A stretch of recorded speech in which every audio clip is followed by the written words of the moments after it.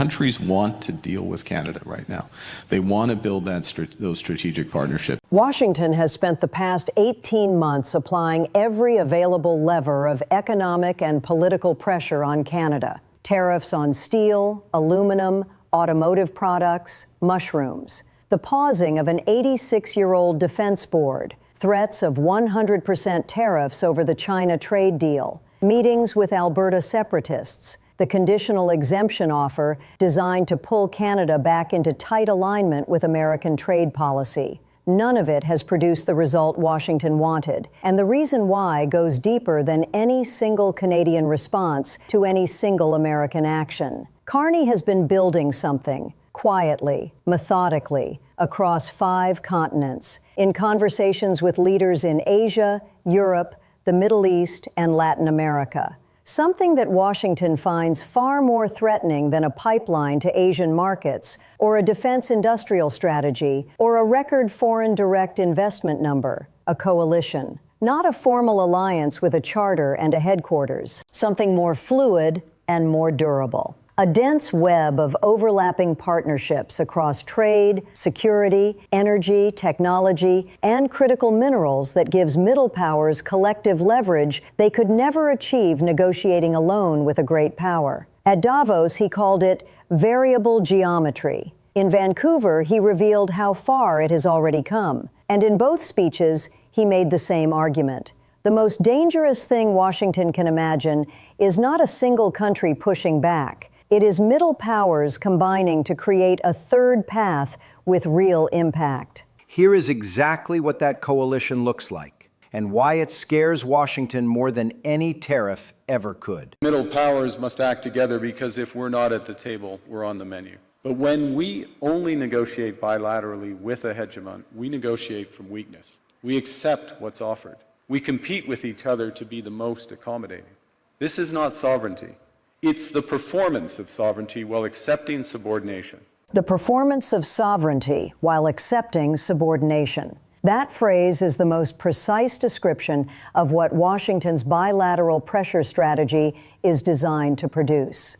Because the logic of great power economic coercion is straightforward. Apply enough pressure to a single country in isolation. Make the cost of resistance high enough and the benefit of compliance attractive enough. And that country will eventually conclude that accommodating the great power is better than the alternative. Not because it genuinely agrees, but because negotiating alone against overwhelming leverage produces only one realistic outcome. And for decades, that is exactly how most middle powers have operated. Each one negotiating bilaterally with Washington. Each one accepting terms that reflected the enormous asymmetry in size, market access, and military capacity. Each one performing sovereignty, maintaining the appearance of independent decision-making, while the actual decisions were shaped by the constraints that dependency created. What Carney is describing at Davos, and what he has been building in practice, is the systematic dismantling of that bilateral trap. Not by confronting Washington directly, by building the web of alternative relationships that makes bilateral dependency progressively less necessary. And by doing it not just for Canada, but in coordination with other middle powers facing the same structural challenge. If you are not at the table, you are on the menu. That line got applause at Davos because every leader in that room recognized it as an accurate description of their own situation. The question Carney was posing was whether they were going to keep accepting it or do something different. Canada chose different, and it is not alone. We've signed 56 critical minerals agreements with more than 10 countries, all close allies, unlocking over $18 billion in investment. 20 economic and security partnerships signed in the last year on 5 continents, pursuing major accords with India, ASEAN, Thailand, Philippines, Mercosur by the end of this year, things that normally take 10 years to negotiate. Our overall objective is to double our non-U.S. exports this decade. That's over $300 billion in new orders for Canadian resources for goods and expertise. 56 critical minerals agreements, 20 economic and security partnerships. $18 billion in investment unlocked, $300 billion in new export orders targeted. Those numbers are not the output of a country reacting to pressure. They are the output of a country executing a strategy that was designed before the pressure intensified and has been accelerating as the pressure has grown. And here is what makes the scale of that activity so significant in the context of the Middle Power Coalition argument. Every one of those 56 critical minerals agreements is with a close ally. Every one of those 20 economic and security partnerships is built on shared values and shared interests rather than transactional compliance. Every one of those relationships creates a new node in the web of connections that gives Canada and its partners collective leverage they would not have negotiating alone. Washington's bilateral pressure strategy assumes that it can address each of those relationships separately, that it can pressure Canada on tariffs while managing the relationship with Japan independently, that it can apply export controls on China while maintaining access to Canadian critical minerals on its own terms, that it can pause a defense board to signal displeasure with Carney's Davos speech while keeping Nordic security cooperation separate from the trade dispute. But the variable geometry that Carney is building does not work that way. When Canada deepens its critical minerals relationship with Japan and Korea and Italy, those countries become stakeholders in Canada's economic resilience. When Canada joins the European Union Defence Procurement Initiative, European governments become invested in Canada's strategic autonomy. When Canada advances free trade negotiations with India and the ASEAN bloc simultaneously, each agreement strengthens the credibility of the others. The web is not a series of bilateral relationships. It is a network. And networks have properties that bilateral relationships do not. We're pursuing variable geometry. In other words, different coalitions for different issues based on common values and interests.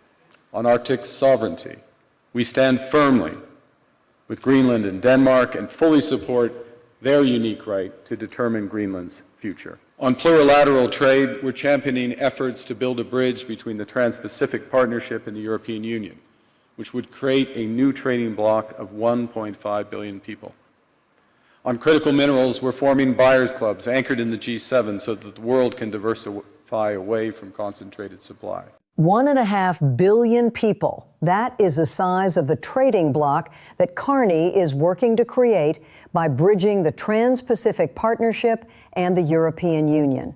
Not a proposal, an active diplomatic project that Canada is championing. And the variable geometry concept is what makes this coalition strategy so difficult for Washington to counter, because it does not present a single unified front that can be targeted with a single set of countermeasures. It is multiple overlapping coalitions, each organized around a specific set of shared values and interests, each including a different configuration of partners, each addressing a different dimension of the strategic challenge that middle powers face. On Ukraine, Canada is one of the largest per capita contributors to defense and security in a coalition that includes European NATO allies, Nordic countries, and partners across the developed world. On Arctic sovereignty, Canada stands with Greenland, Denmark, and the Nordic countries against the pressure that Washington has been applying to Greenland. On critical minerals, Canada is building a buyers club through the Group of Seven that diversifies supply chains away from Chinese concentration.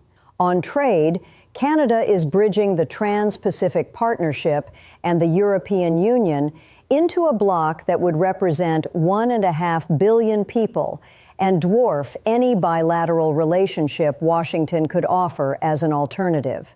Each of these coalitions has different members, but Canada is in all of them. That positioning at the center of multiple overlapping networks, rather than dependent on any single relationship, is precisely what Carney means by strategic autonomy. Not independence from all relationships.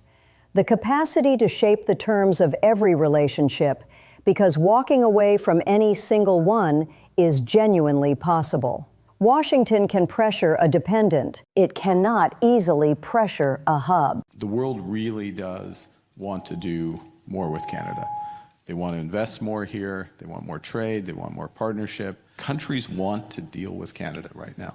They want to build those strategic partnerships. And of course, BC is, in many respects, our most international province and the gateway to much of that. Countries want to deal with Canada right now. That observation from Carney in Vancouver is the most important commercial intelligence in either speech.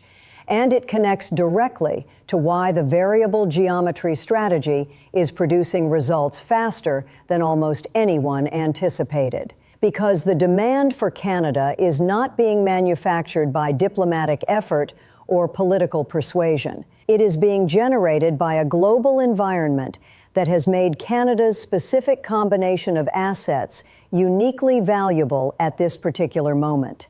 Energy resources in a world traumatized by supply chain disruption and geopolitical instability. Critical minerals in a world racing to build the clean energy infrastructure of the next several decades without depending on Chinese processing capacity.